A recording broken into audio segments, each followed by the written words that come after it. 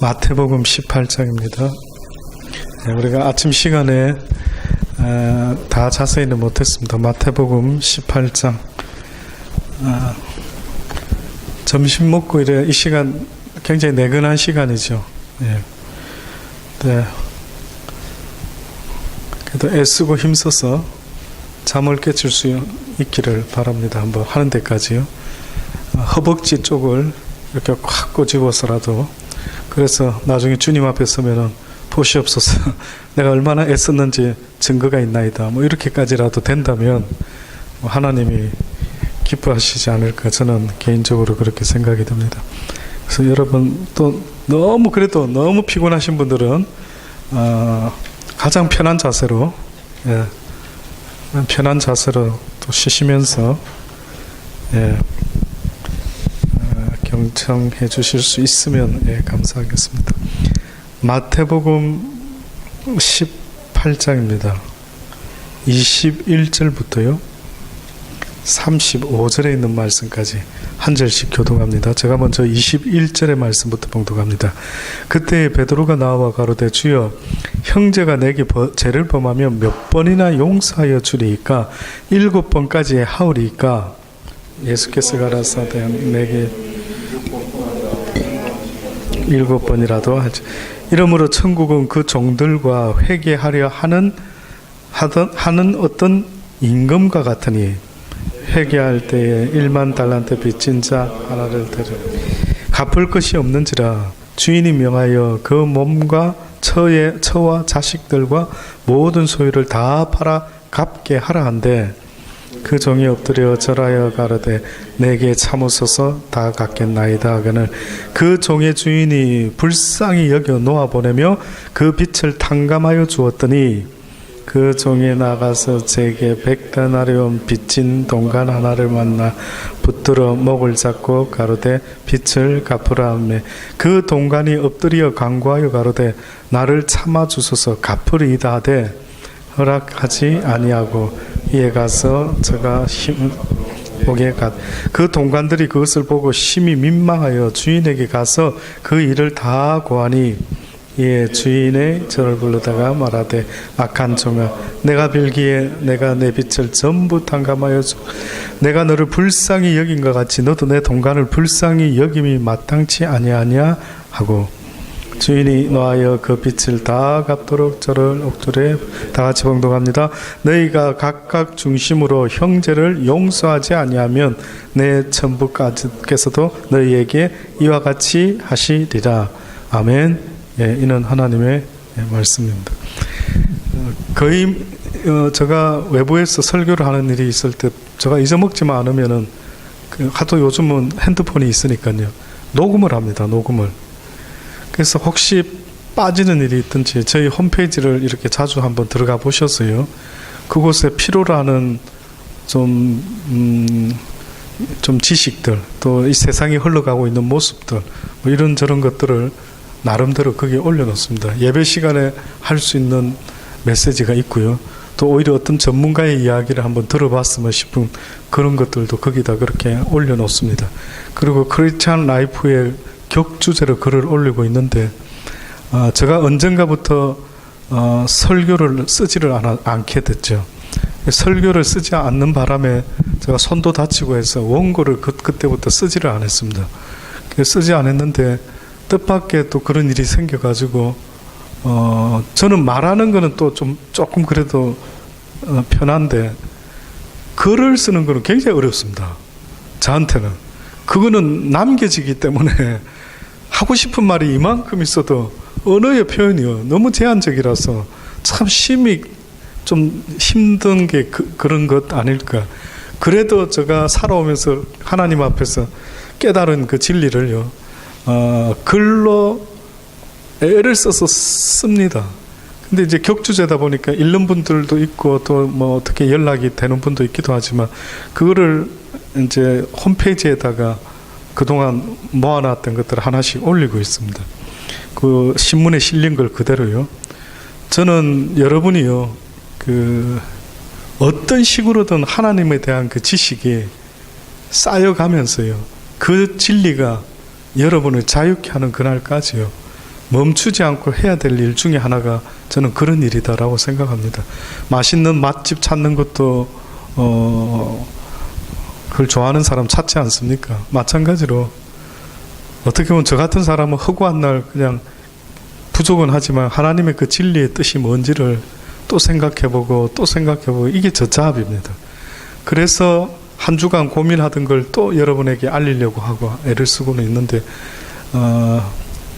그렇게 가치 없는 것은 아니리라 저는 그렇게 생각합니다. 그래서 여러분이요, 꼭 빠진 일이 있으면 거기 들어가시면 웬만한 거는 제가 뭐 설교를 잘하니까 하는 마음보다 부족하고 표현이 틀릴 때도 있고 말도 어눌하지만은 제가 아는 주님을 전해보고자 하는 그 마음이 있기 때문에 그렇게 녹음을 합니다. 처음에는 이 녹음하는 게 얼마나 부담스러운지 해놓으면은 이제 막 시비 걸 사람도 생기고, 누가 그러더라고요. 목사님, 설교 이거 올려놓으면은 누가 시비 걸면은 막 얼마나 귀찮은지 모릅니다.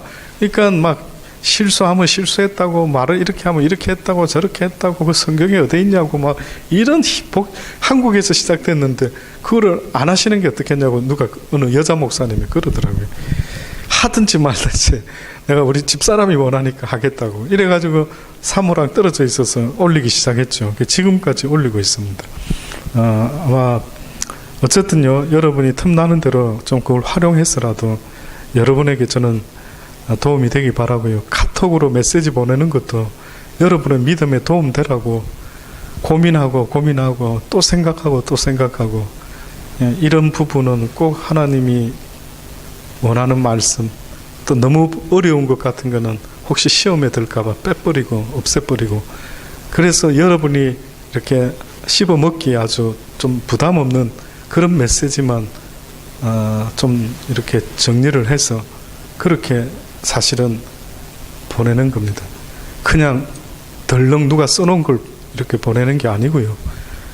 또 생각해보고 또 생각하고, 또 내 생각보다 더 나은 사람의 생각이 있으면 또 그거를 빌려와서 여러분한테 맛있게 음식해가지고 영적인 음식을 드실 수 있도록, 저는 그 가치가 뭐 모든 이에게는 아니겠지만 어떤 이에게는 제가 메시지를 받습니다. 너무 감사하다고. 나에게 아버지가 주시는 말씀 같다고. 목사님 고맙습니다. 그런 이야기 들을 때 또 보람도 되고 힘이 되더라고요. 그러니까 여러분, 저 같은 사람은 그 일 때문에, 그래서 육신이 연약한 거는 너무 걱정하지 마십시오. 저 육신 건강했으면요, 막 골프도 치러 돌아다니고 낚시도 하도 돌아다니고 막 야외에 뭐 바람 쐬러 막 이래 다녔겠죠. 근데 그게 잘 안 됩니다. 하고 싶은데도 잘 안 됩니다. 그래서 그 잘 안 되게 하신 크신 뜻이 있다면 어떻게 보면 저 같은 사람한테 이 진리의 말씀을 계속 묵상하고 또 묵상해서 나의 백성들에게 전해주라고 하는 또 그런 하나님의 뜻이 있지 않을까 싶어서, 내 뜻대로는 안 되지만 아버지의 뜻대로 되기를 원합니다. 기도하는 마음으로. 그래서 제가 아침에 말씀드렸던 것처럼요, 기도는 내 뜻대로 되는 게 아니고 아버지의 뜻대로 돼야만 합니다. 제가 고백 하나 한다면은요, 저는 예수님을 좀 알고 나서부터 뭐 기도 제목 적으십시오. 그러면 이게 언제 응답된가를 딱 알 수 있습니다. 한때 유행된 거 있죠. 그래서 무슨 기도 응답 노트입니까? 와, 저도 그렇게 한번 해보려고 막 기도 제목 하고 있는데, 저는 고백할게요. 제가 이랬으면 좋겠는데 하는 기도 제목은요, 저는 하나도 이루어진 적 없습니다. 여러분은요? 한번 써보시죠. 기도 응답. 10년 전 아직 응답 없음. 20년 전 아직 응답 없음. 응답된 게 있습니까? 뭐가요? 기도. 결혼 전에 보통들 기도 많이 하죠. 이렇게 주여 이런 신랑 주십시오, 이런 신부 주십시오. 맞습니까? 전도사님 기도하고 있습니까? 네, 기도하고 있습니다. 혹시 언제쯤 결혼하게 해주십시오 라고 기도한 적도 있습니까? 그거는 없습니까? 주님 맡깁니다. 주의 뜻대로 아무 때고. 예, 그러니까 주님께 맡기니까 그 때가 주님의 손에 있겠죠. 내 뜻대로, 내 때는 안. 혹시 기도 신부를 위한 제가 이런 여인이었으면 좋겠습니다. 그런 거 있었습니까? 많았습니까? 응답됐습니까? 다 됐습니까? 와.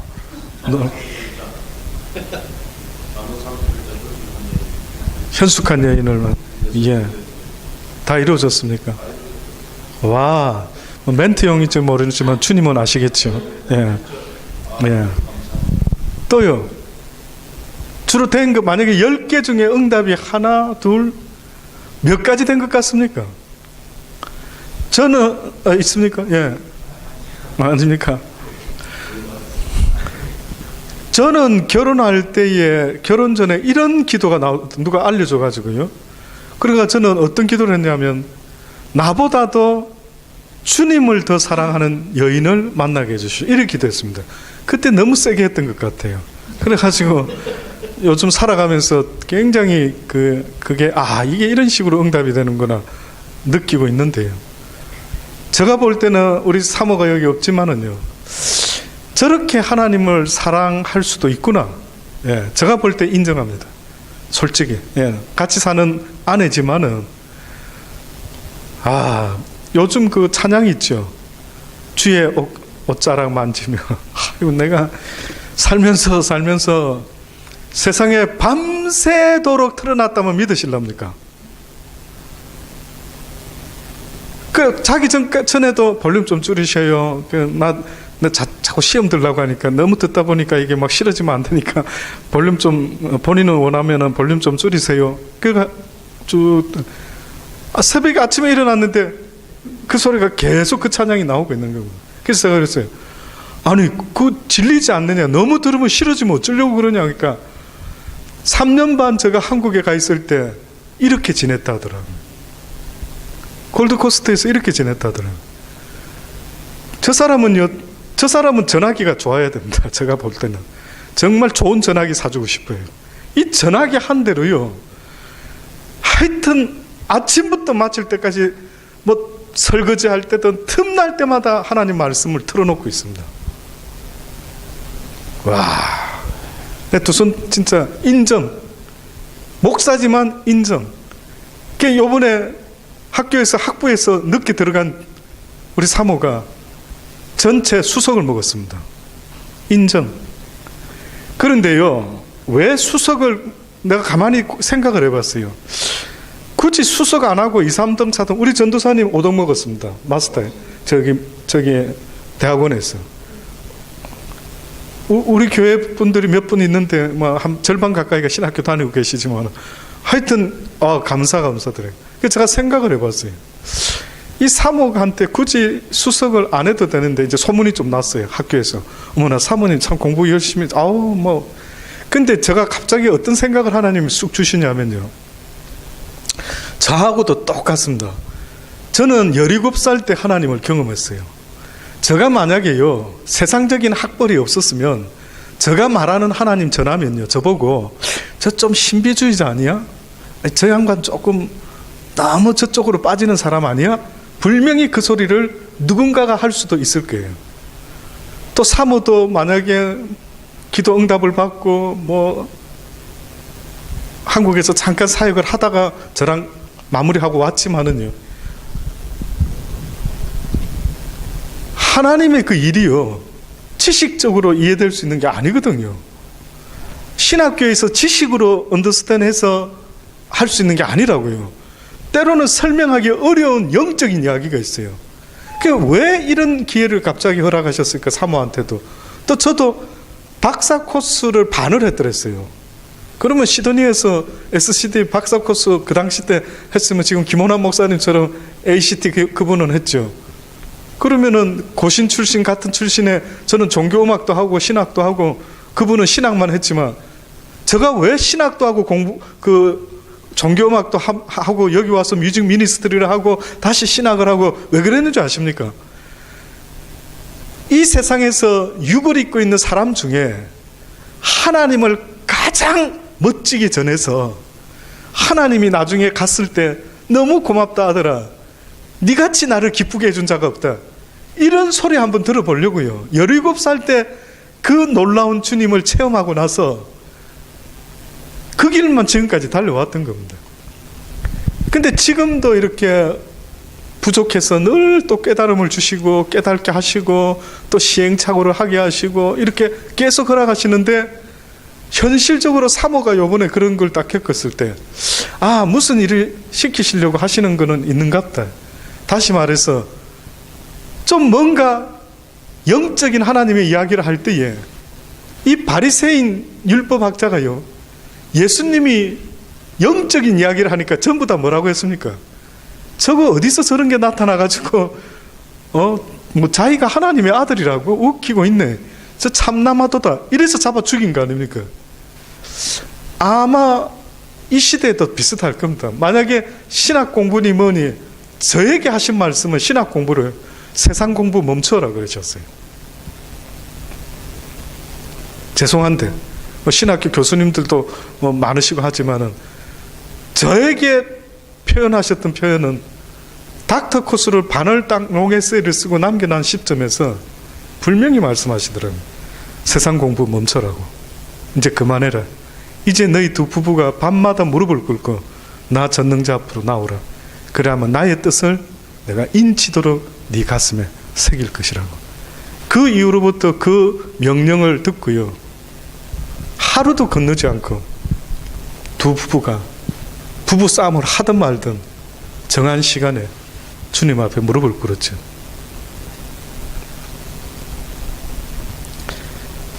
왜 세상 공부 그만해라는, 그 이성적으로 성경을 이야기하는 그게 하나님 입장에서는 세상 공부라고 표현하신 것 같아요. 저 깨달음에. 성경은 내 이성으로만 이해되는 게 아닙니다. 그거는 믿음이 없이는 이해할 수가 없는 거예요. 그래서 성경은 믿음으로 말미암아 믿음에 이른다라는 것은, 믿는 마음 없이는 하나님의 성경은 전혀 깨달아지지가 않아요. 그래서 믿음으로 말미암아 믿음에 이르게 된다라고 그렇게 말씀을 하고 있는 것입니다.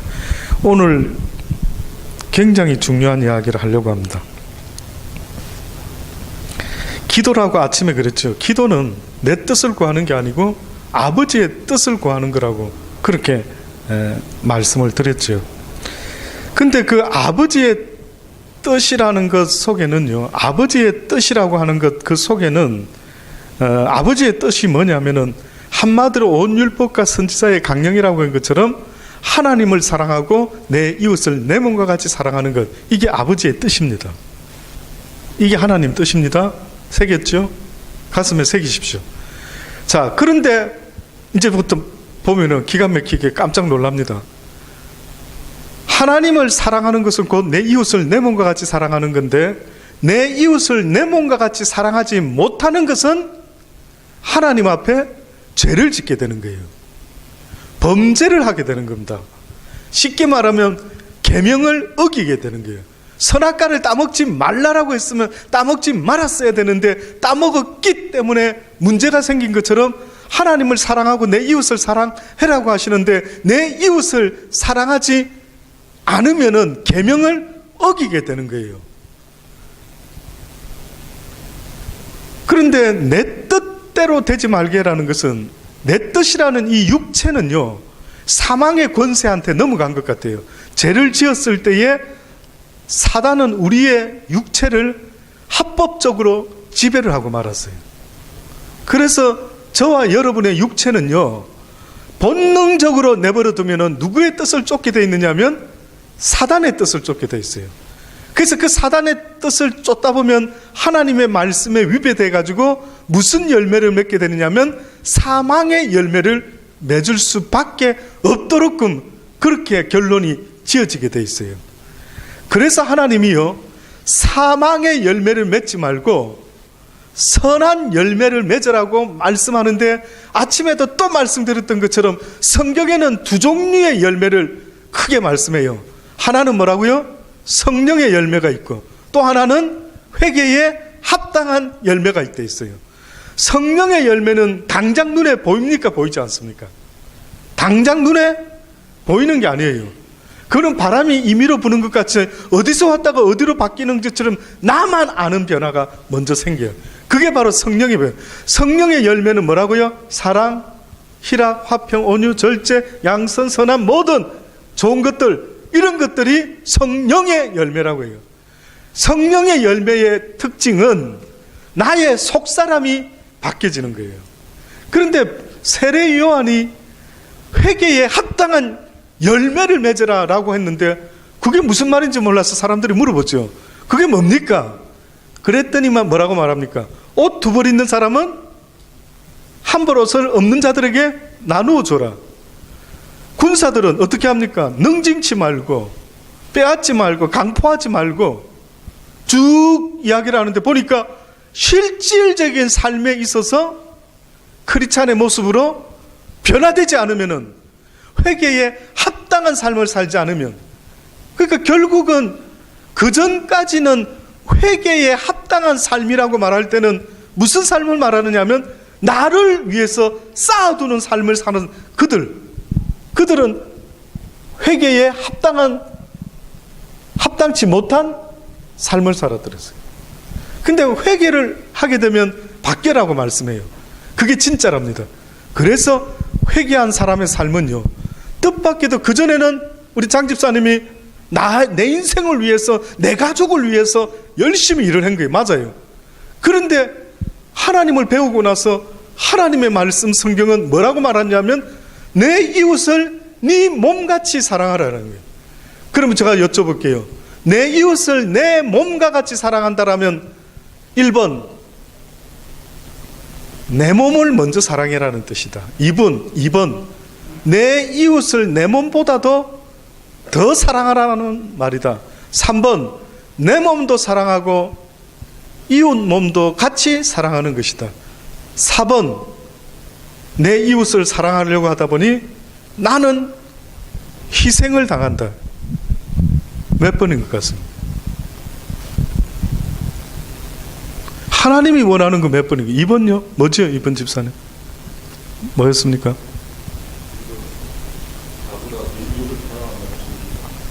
나보다도 이웃을 더 사랑하는 것. 근데 성경에서요, 그때 들은 비유를 잘 들어보십시오. 그때 내 이웃을 네 몸같이 사랑해라 했을 때, 그때 사람들의 상태는 내 이웃을 사랑하면서 살은 사람들입니까? 자기만을 사랑하면서 살은 사람들 같아요. 이 말씀을 전했던 당시에 그들은 자기만을 위해 살았습니다. 그러면 이 비유는 좋은 비유입니까? 좀 야단치는 비유입니까? 야단치는 거죠, 당연히. 야, 이 녀석아, 너는 네 거는 그래 챙기냐? 내 이웃들 것도 좀 그래 챙기거라, 이 녀석아. 이런 분위기예요. 그러니까 내 이웃을 내 몸같이 사랑해라는 것은 그때 자기만을 위하는 그들 때문에 하나님이 그렇게 말씀을 한 겁니다. 그러니 실제는 내 이웃을 내 몸처럼 사랑하려고 하면 무엇이 따르게 됩니까? 희생이 따르게 되어 있습니다.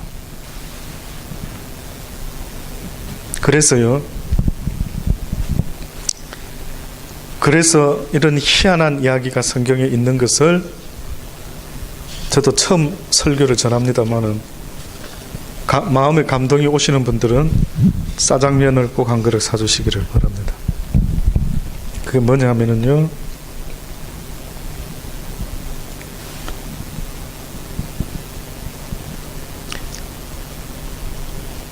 기도의 이야기가 있습니다.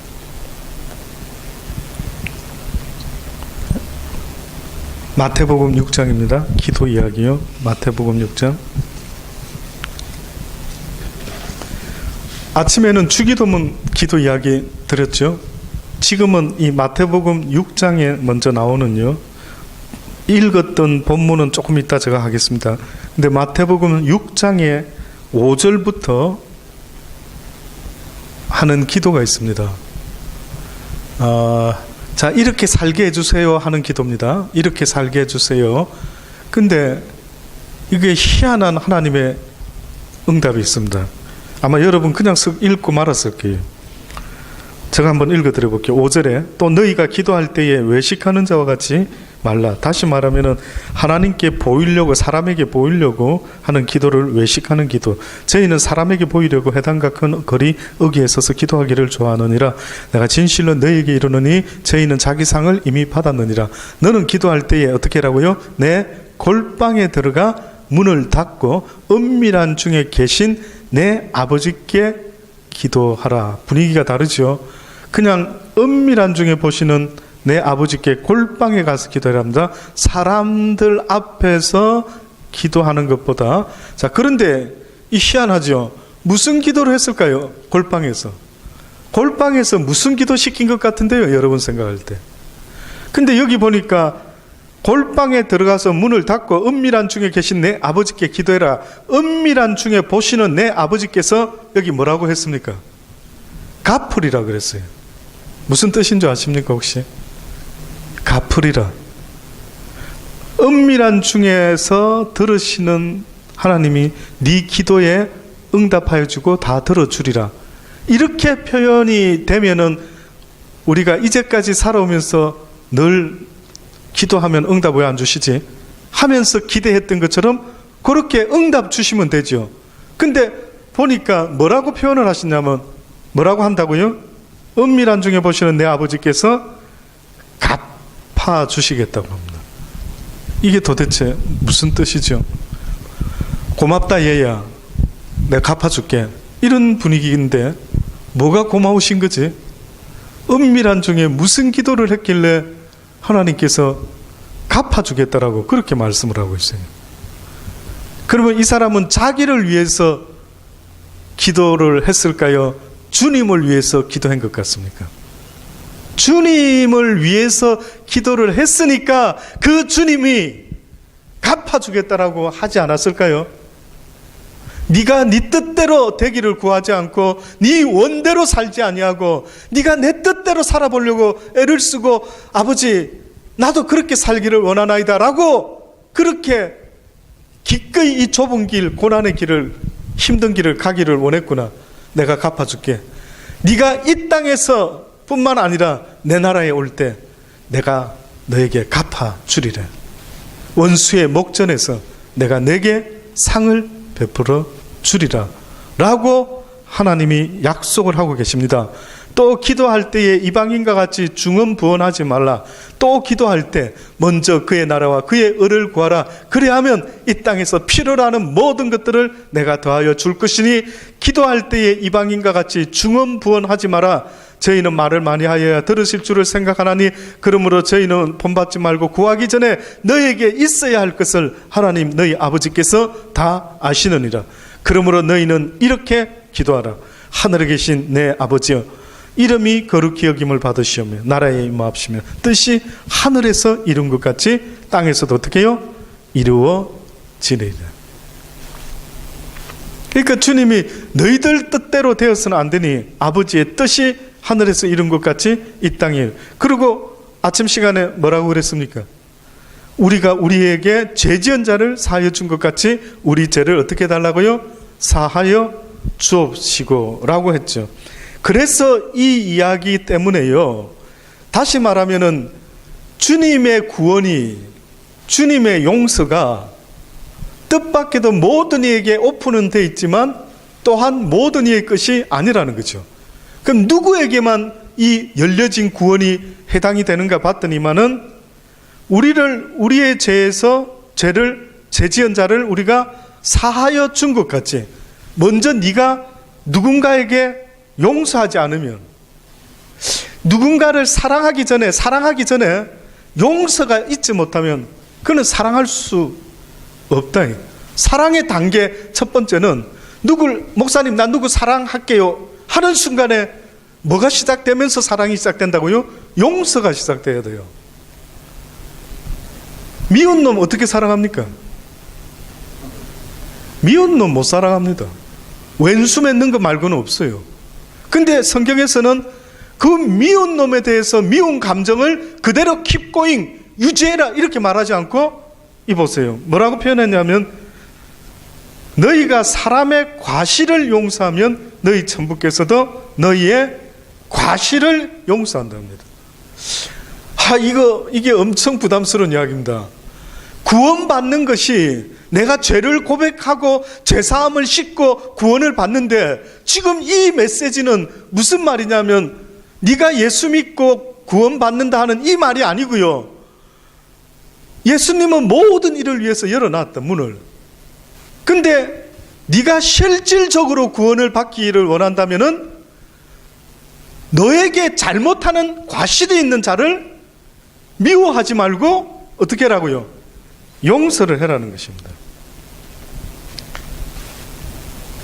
그래서 우리가 방금 읽었던 그 회개 비유가 있죠. 베드로가 주님, 형제가 내게 죄를 범하면 몇 번 용서할까요? 7번까지 할까요? 근데 주님이 7번뿐만 아니라 70번씩 7번이라도 해라. 계속 용서를 해라. 그러면서 말씀하시죠. 천국에 들어올 수 있는 자들은 이런 비유를 들겠다. 어떤 종들과 회개를 하려던 어떤 임금과 같다. 그러면서 뭐랍니까? 회개할 때 1만 달란트 빚진 자 하나를 데려오매.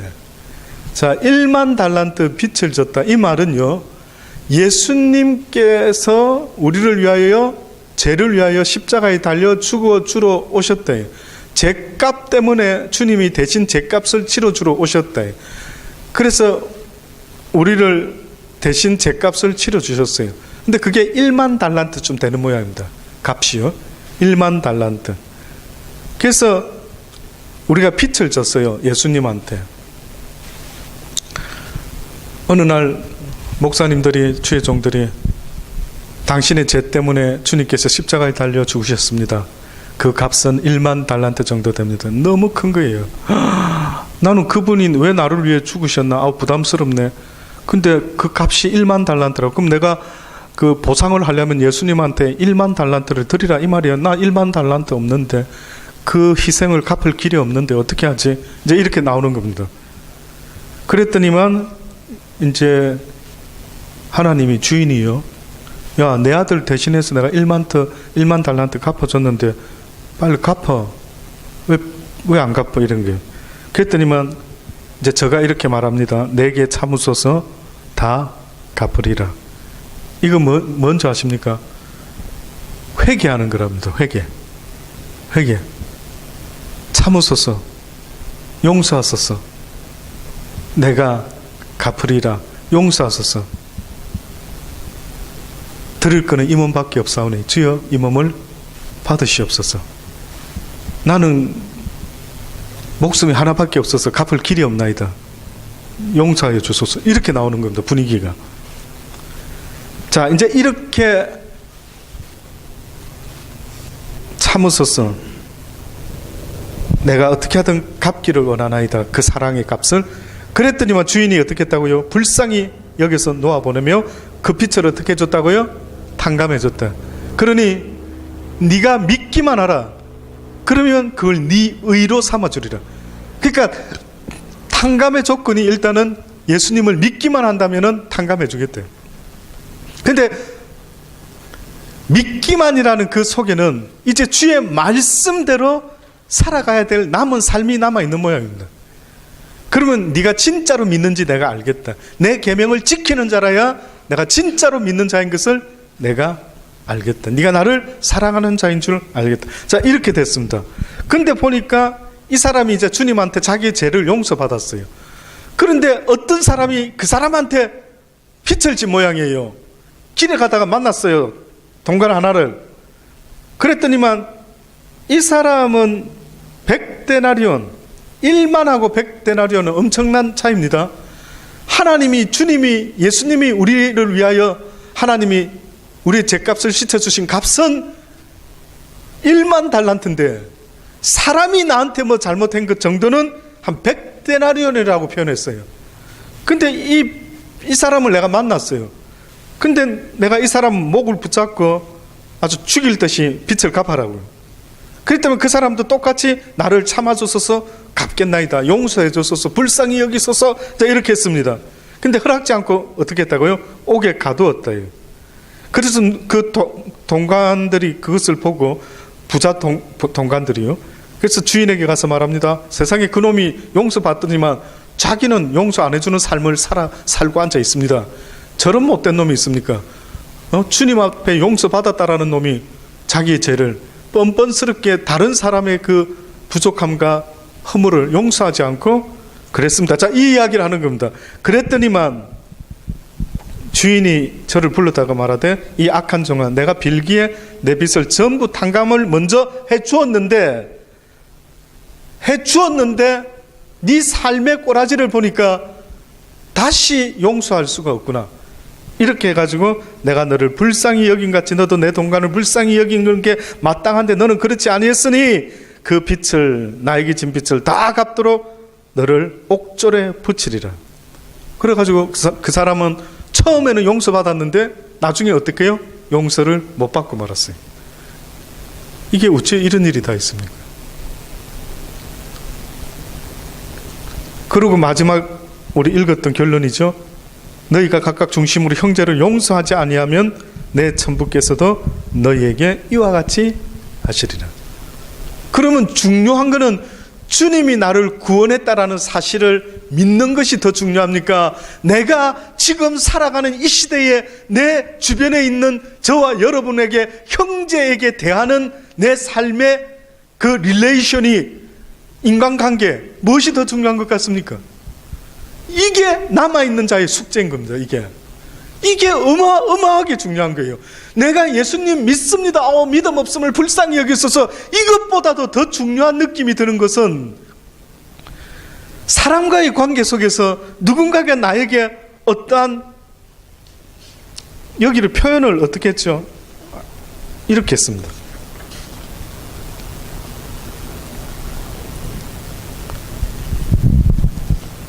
아무에게나 혐의가 있거든. 오늘 본문 잠깐요. 마가복음 11장 한번 찾아보십시다. 마가복음 11장.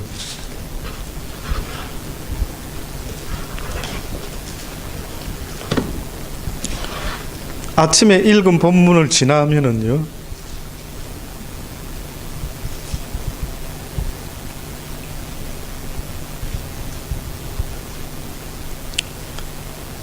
돈 바꾸는 사람들 그 사건 있었죠.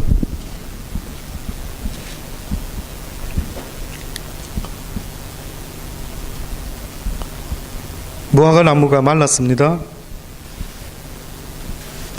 25절이죠. 서서 기도할 때에 갑자기, 그죠? 무화과 나무 이야기하고 믿음 이야기 하시다가 갑자기 주님이 이렇게 말씀합니다. 서서 기도할 때 아무에게나 뭐가 있거든요?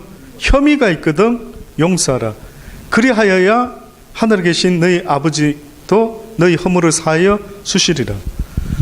오늘 아침에 우리 정성교사님이 기도를 하는데 하필이면 제가 지금 하려고 하는 이야기를 똑같이 했어요. 먼저 예배 드리다가 무엇이 생각나면요, 어떤 혐의가 이게 이 말하고 똑같은 겁니다.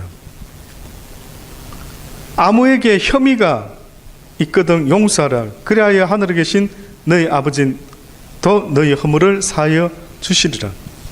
아무에게나 혐의가 있거든. 다시 말하면 자신이 누구와 불화한 것이 있거든, 아니면 마음 상한 일이 있거든, 서로 적대 관계에 있는 자가 있거든, 서로 등진 일이 누군가와 있거든. 이게 우리 정성교사님이 읽었던 이야기가요, 마태복음 5장 21절에 나오는 겁니다.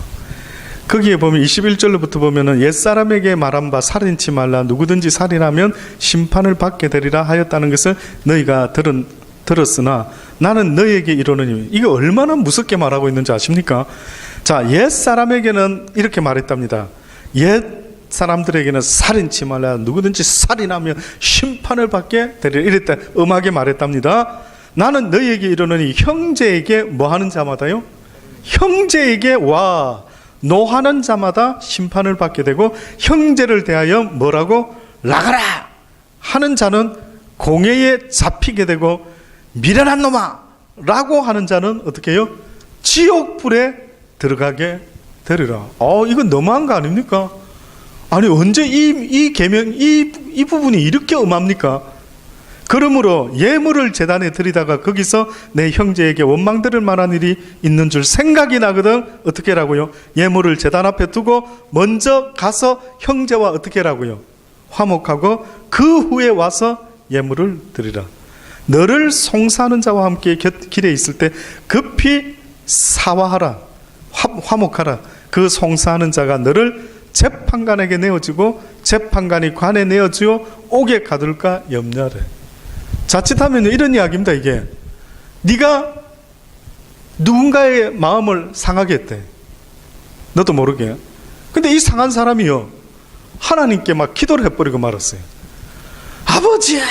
아버지요, 허전도사가 너무 뺀질뺀질합니다.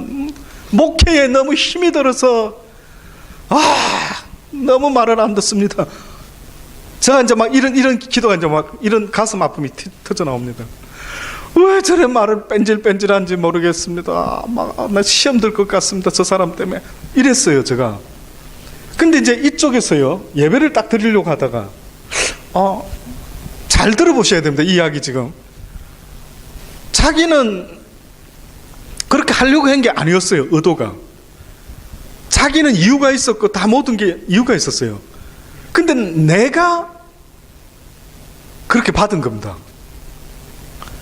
그러니까 이 성경의 분위기가 어떤 분위기냐면 이 허전도사가 이제 예배를 딱 드리려고 하는데 그때 내가 좀 더 목사님한테 이야기할 때 조금 웃으면서 눈 좀 크게 뜨고 부드럽게 이야기할 거를 내가 작은 눈으로 이렇게 쳐다보면서 이야기를 했더니만 혹시 목사님 삐치신 거 아니야? 어머, 이 생각이 떠올란 거예요. 잘 들어보셔야 됩니다. 지금 하는 말. 그러니까 허전도사가요 별로 잘못한 거 없는데 자기는 그런 뜻으로 한 게 아닌데 목사님 기분 나빠서 한 게 아닌데 혹시 목사님이 또 오해하실 수 있는데 오해한 거 아니야? 이렇게가 혐의가 느껴져 가지고요 저한테 전화를 한 겁니다. 목사님 제가 그때 그런 뜻으로 한 건데 혹시 목사님 오해가 있으시면 안 되는데요. 죄송합니다 목사님. 그때 기분이 좀 안 좋아가 좀 더 부드럽게 말을 할 걸 그때 좀 싸납게 표현을 딱 했는데 그게 자꾸 걸리네요 목사님. 지금 이 사람이 이렇게 말하는 거예요. 저한테 와가지고 전화를 해가지고. 근데 하나님이 지금 뭐라고 말씀하느냐면 이 자에게 이게 복된 자라고 말을 하고 있는 거예요. 이 사람이. 이게 놀랍더라고요. 그러니 형제를 대할 때에 중심이 내가 아니라는 겁니다. 누구를 내 이웃을 내 몸과 같이 사랑하면 나는 죽어버려야 되는 겁니다. 그러니 내가 만약에 예은이를 만약에 이쁘게 봤다. 예은아 굿모닝 때립니다. 그 예은이가 이해를 못하는 거예요. 목사님은 엄마 나 싫어하는 것 같아. 그러면 뭐가 문제입니까? 걔가 문제일까요? 내가 문제일까요? 내가 문제입니다. 지금 하나님이 그 이야기를 하고 있는 거예요. 그건 네가 문제다. 혐의가 느껴지면은 네가 빨리 가가지고 그한테 사과를 해라. 사과 안 하면 걔가 재판관한테 붙여버리면 너는 뭘 잘하고 살아왔는지 모르겠지만 누군가가 너를 송사해버리면 너는 감옥에 갇히게 된대. 너는 지옥에 들어가게 된대.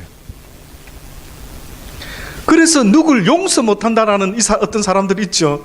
아예 대놓고 나 지옥 가도 상관없어요. 이 말하고 똑같아요. 형제님, 집사님, 옛날에 그 사람 참 나빴네요. 그래도 용서하셔야죠. 목사님, 내가 다른 건 다 용서해도 그놈만은 용서할 수 없습니다. 이 말은요, 목사님, 나 지옥 가게 그냥 내버려 두세요. 나 지옥 갈랍니다 그냥.